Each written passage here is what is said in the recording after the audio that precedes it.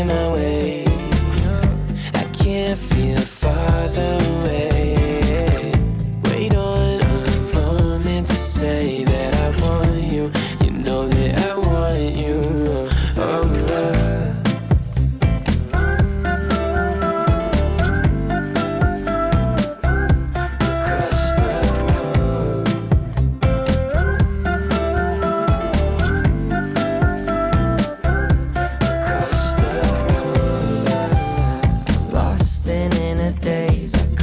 Sudden gaze and time it started racing, but moments tend to fade and you're too far away from me to get my name in. Someone keeps blocking my way.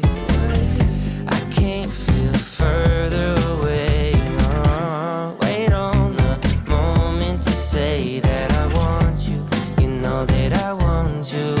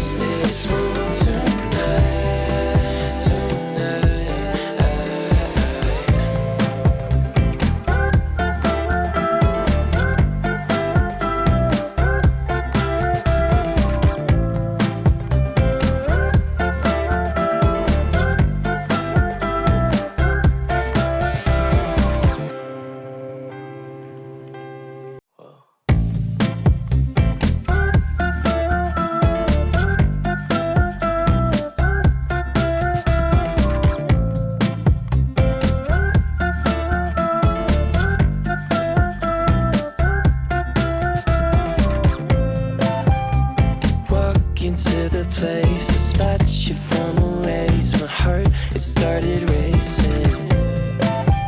The crowd across the way, flowers on your face, and then I'm from the 80s. Someone keeps blocking my way. I can't feel farther away. Wait on a moment to say that I want you. You know that I want you.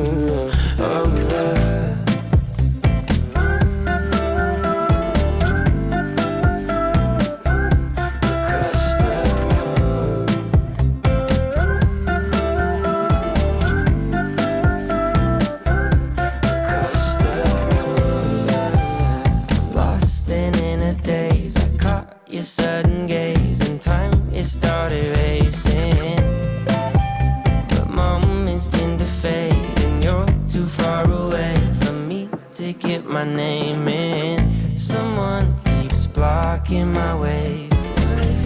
I can't feel further away. Wait on a moment to say that I want you. You know that I want you.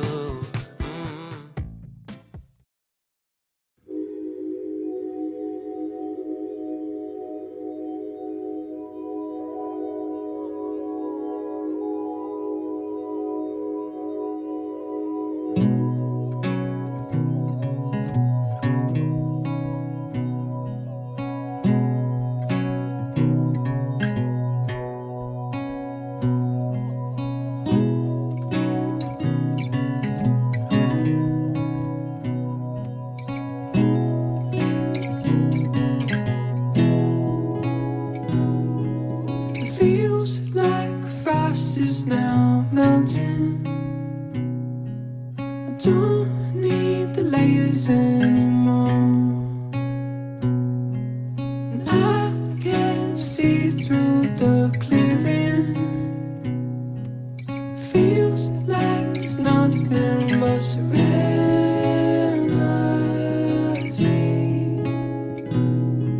The autumn sun is now shifting.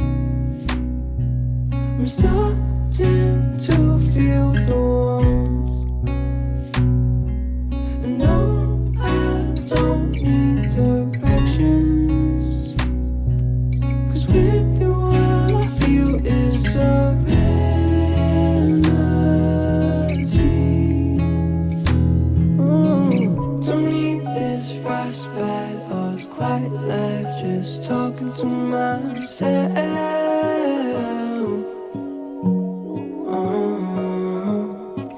Just need the peace of mind that you and I have when we're by ourselves. I know we gotta stop stalling, 'cause life's way too short to figure it out. No more waiting in vain, longing for a day that won't come. Don't need sadness in the sun, 'cause good things are gonna come.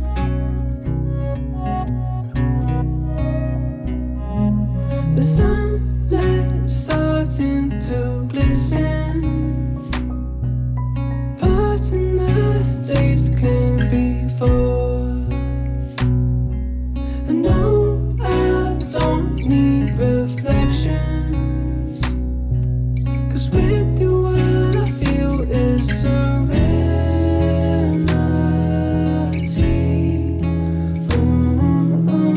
Don't need this flashback or the quiet life, just talking to myself.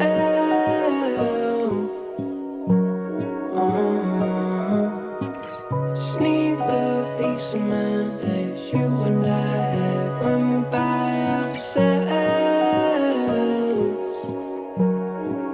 I know we gotta stop stalling,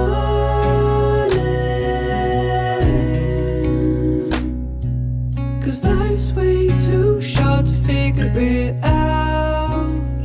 No more waiting in vain, longing for a day that won't come. Don't need sadness in the sun, 'cause good things are gonna come.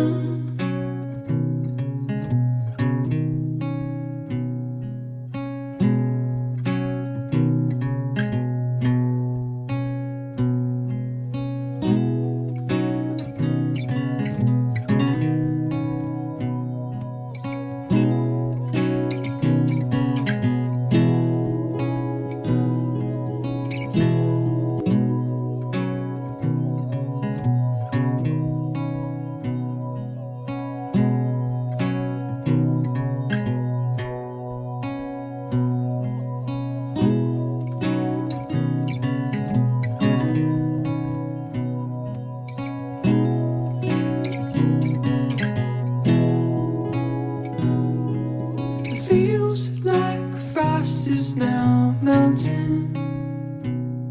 I don't need the layers anymore, and I can see through the clearing. Feels like there's nothing but serenity.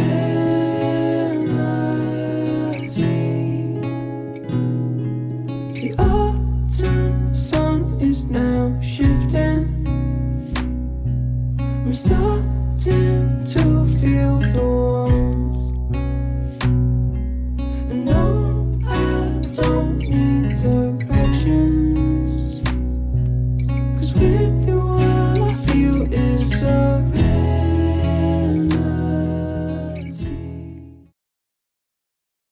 At a really awesome comic book store. I ended up getting some single issues, and I got Lumberjanes, and I honestly just thought these were stunning. I love Lumberjanes, and sometimes I like having the single issues of artwork that I really like.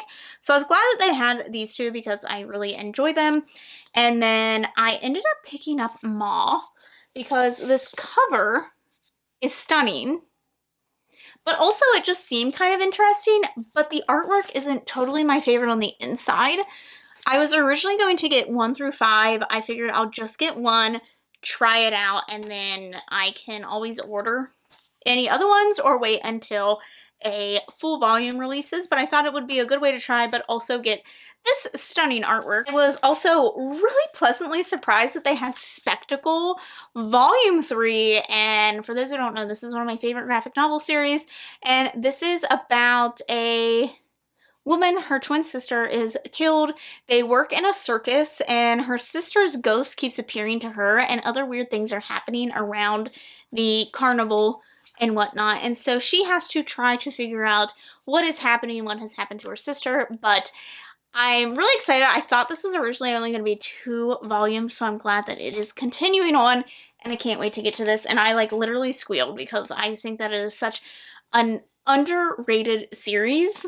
And then this one was more of a like caught my eye and just intrigued me, especially when I saw that one of the authors on this is Scotty Young. I Hate Fairyland, and that is The Me You Love in the Dark. And the other thing that sold me was that a disturbing and dark story of discovery, love, and terror. So I think that this is going to be really awesome. I Hate Fairyland is one of my favorites, so hopefully Scotty Young does not let me down in this. So that was it from the cute little comic store that we went to, and then we went to Powell's.